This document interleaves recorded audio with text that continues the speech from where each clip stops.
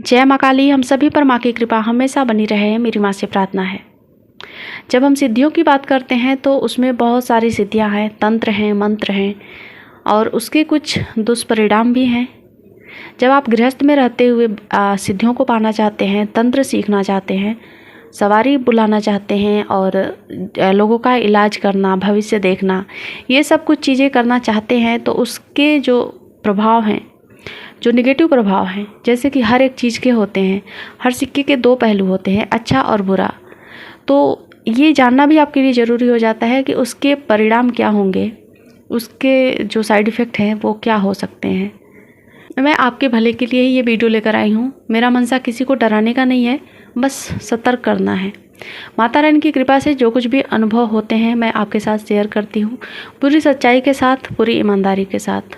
उसी अनुभव में से ये अनुभव भी निकल कर आते हैं कि जब हम सिद्धियों को प्राप्त कर लेते हैं तो हमारे साथ क्या घटित होता है। ख़ास तौर से जब हम लोगों का इलाज करते हैं, लोगों के भविष्य बताते हैं और लोगों को देखते हैं, तब क्या होता है हमारे साथ। देखिए, सिद्धियाँ दो तरह से होती हैं, नेगेटिव भी होती हैं, पॉजिटिव भी होती हैं। यहाँ पर एक बात आप गौर करिएगा, जब आप सिद्धि सिर्फ ईश्वर को प्राप्त करने के लिए पाना चाहते हैं तो वो पॉजिटिव रहेगा। लेकिन आप सिद्धि दरबार लगाने के लिए, लोगों का इलाज करने के लिए, भविष्य बताने के लिए, या फिर यूँ कह लें सरल शब्दों में जन कल्याण के लिए, तो ये जन कल्याण आपको कुछ नुकसान भी देते हैं। जैसे कि मैंने कहा कि सिद्धियाँ नेगेटिव और पॉजिटिव दोनों तरह की होती हैं। तो जब हम अच्छा गुरु, जो सिद्ध गुरु होता है, उसके संपर्क में रहते हैं और चीज़ें करते हैं तब तो ठीक है। अगर आप खुद से अकेले ही सब कुछ कर रहे हैं और आप नहीं समझ पा रहे हैं कि आपकी जो सिद्धियाँ मिली हैं, जो कुछ भी आपने किया, साधनाएं की, मंत्र जाप किए, या फिर किसी ने आपको सिद्धि दी, जैसे कि थर्ड आई को जागृत करके किसी गुरु के द्वारा आपने सिद्धियाँ प्राप्त करी हैं, तो आप अनजान हैं उस सिद्धि से कि वो नेगेटिव है या पॉजिटिव है, माँ काली की शक्ति है या फिर किसी योगिनी की शक्ति है, हनुमान जी की शक्ति है, किसी प्रेत की शक्ति है, आपको नहीं पता। सिर्फ आपके अनुभव बढ़ गए, आपकी जानकारियाँ बढ़ गई, आप लोगों का भविष्य देख सकते हैं, लोगों का इलाज कर सकते हैं। तो आपने सोचा ठीक है, चलो हम दरबार लगाते हैं और लोग आते भी हैं, हमारा भी फ़ायदा होता है, उनका भी फ़ायदा होता है। इसमें कोई नुकसान नहीं है कि आप सिद्धियों से आप थोड़ा बहुत धन कमा लें, इसमें कोई बुराई नहीं है, आप कमा सकते हैं। लेकिन जो मेन गलती कहाँ पे होती है, जो उसका साइड इफ़ेक्ट मैं बताने की कोशिश कर रही हूँ, उसको समझिएगा।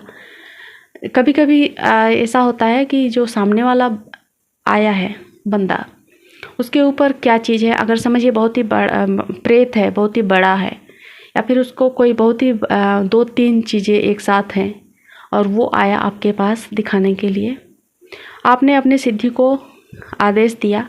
आदेश देना ही कहते हैं। आपने जो सिद्धियाँ करी हैं उसी के लिए तो करी हैं। आपने उनको कहा कि ये आप करो, इनका इलाज करो, जो कुछ भी है उनका आपने भविष्य बता दिया, आपने प्रार्थनाएं की, उनके लिए जो कुछ भी किया, उनसे वो ठीक हो जाते हैं। लेकिन जो वो उस व्यक्ति के ऊपर, उस बंदे के ऊपर जो प्रेत बैठा है या फिर जो नेगेटिव आत्माएं बैठी हैं, वो उसको छोड़ना नहीं चाहती हैं और आपकी कृपा से, मतलब आपकी सिद्धियों की कृपा से वो उससे मजबूर हुई छोड़ने के लिए। तो वो छोड़कर आप कहाँ जाएंगी, आप सोचिए, आपके परिवार के ऊपर या फिर आपके ऊपर।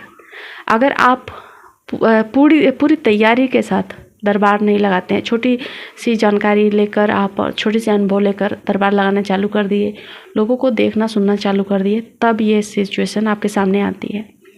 फिर वो नेगेटिव आत्माएं आपके ऊपर अटैक करेंगी, आपके परिवार के मेंबर के ऊपर अटैक करेंगी।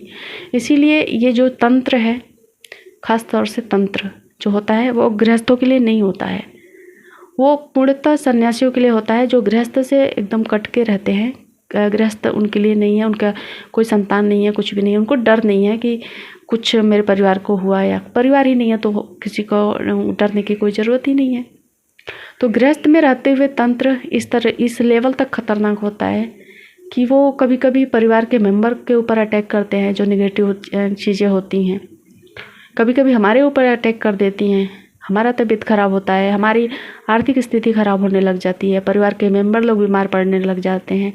तो ये सब सिद्धियों के साथ होता है और गलत सिद्धियों के साथ होता है। और ख़ास तौर से जब हमें जानकारी नहीं होती है कि हमने क्या सिद्ध करके रखा है।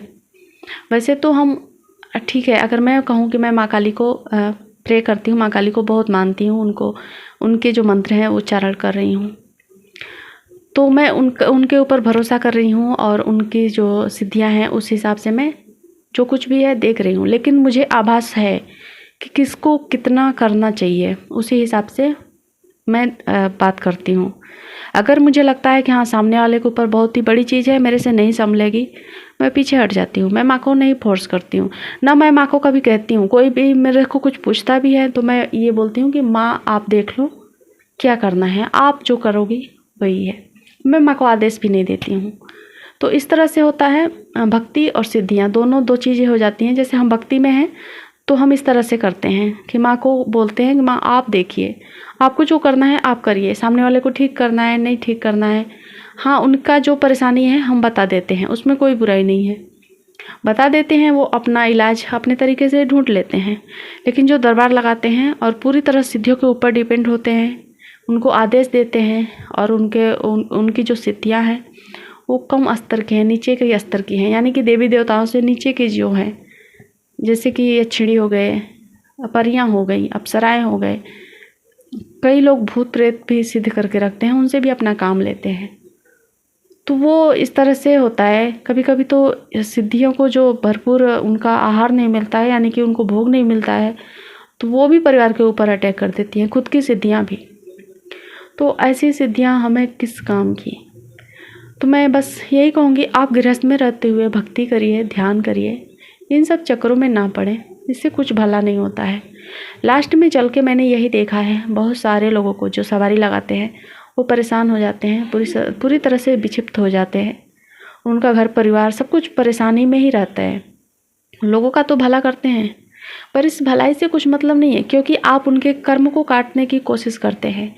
और जब हम अपने सिद्धियों के द्वारा किसी के कर्म को काटने की कोशिश करेंगे तो वो आपके कार्मिक अकाउंट में उनका कर्म शामिल हो जाएगा, जिससे कि आपके कर्म बढ़ते चले जाएंगे, यानी कि उनके कर्म आपके कर्म से आपके ऊपर ट्रांसफ़र हो गए।